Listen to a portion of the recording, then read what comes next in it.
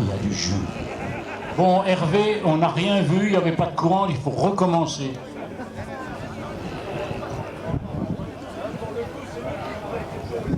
Il n'y a plus que 30 secondes. Ah.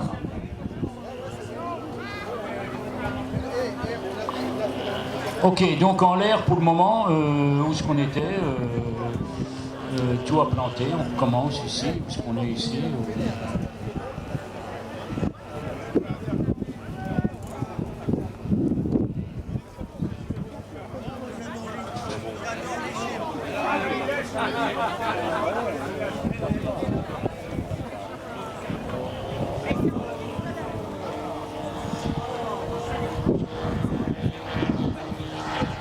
Voilà, c'est donc le décathlon. On va attendre que la musique redémarre aussi, un petit souci, mais on a déjà du micro. Voilà, un vol tranche pour ce décathlon de 5,42 m avec un moteur ZDZ de 4 cylindres. Donc avant on avait du monocylindre, bicylindre, c'était déjà un gros modèle à l'époque. Maintenant on a 4 cylindres de 390 cm3, 50 kg pour l'avion, 56 pardon. C'est un kit de chez Bill Empel. Bill Empel qui est un constructeur américain qui conçoit les avions et qui les font faire bien sûr dans les pays asiatiques. Voilà, là on va faire un cercle en tonneau. Cet avion d'accro existe encore en grandeur. Je crois qu'il y en a un à Saint-Hubert. Voilà, un cercle à tonneau très difficile. Bon, c'est pas rectiligne parce que c'est un avion hélice avec un dièdre, un petit dièdre. Donc c'est pas tout à fait comme un avion de voltige, mais bon, c'est quand même assez compliqué à faire. Piloté ici par Hervé qui pilote depuis 45 ou 50 ans déjà, et Charles le piston qui est dans le coin, il est tout près, je ne sais plus où, et il s'y met aussi. Il s'y met aussi. Moi j'ai connu Charles tout petit, on l'avait d'ailleurs mis dans un Bucaire, donc Hervé a un gros Bucaire, un biplan de 4 mètres d'envergure. Et Charles, quand il était petit, on l'avait mis dedans pour faire une photo. Bien sûr, on n'est pas parti avec. Voilà, un vol d'eau pour ce décathlon qui, si vous avez l'occasion de voir des images de Oshkosh, pour le moment, c'est les gros meetings dans le Wyoming aux États-Unis.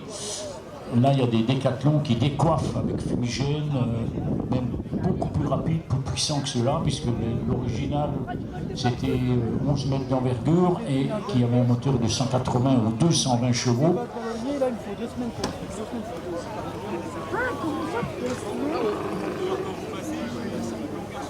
Et à Saint-Hubert, parfois on en voit, mais l'année passée, il y avait un fly-in, comme on dit. C'est assis, c'est un essai, il n'y en a pas. Voilà, le décathlon d'Hervé, un gros modèle, donc construction bois et toile, mais c'est un ready to fly, ça veut dire que vous achetez, vous avez une grande boîte en carton, que le facteur ou que DPD, pardon, ou bien un autre transporteur vous amène, hein, c'est pas dans la boîte aux lettres, où il faut le chercher chez le marchand d'avion, chez Air Model éventuellement. Et bon, vous devez mettre encore des cerveaux, donc les petits moteurs qui font les commandes, mais là on en a, je crois que c'est 2 par aileron, parfois 3, puisque là on a des grands volets, donc il faut beaucoup de traction et de poussée pour ces volets. L'avion, il faut que je dise, il fait quand même 56 kg et 5,42 m d'envergure. Il faut également, si vous y pensez, avoir la camionnette ou le camion qu'il faut pour le transporter.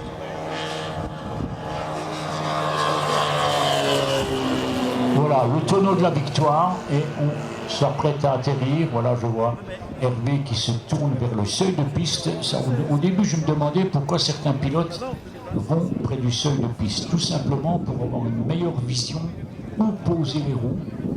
N'oubliez pas que ça descend, donc il n'y a pas de frein sur ces avions. Donc on va descendre la vitesse tout doucement. On va réduire jusqu'à la vitesse de décrochage. Et on va poser ce gros décathlon équipé d'un 4 cylindres, 390 cm3. Et Hervé nous prépare un Focke-Wulf qui va avoir un moteur en étoile de 7 cylindres, je crois, avec une cylindrée de 800 cm3. Voilà, on va toucher le début de piste.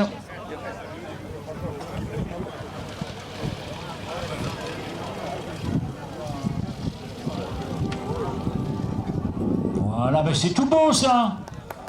On peut l'applaudir, notre ami Hervé, qui vole depuis des années,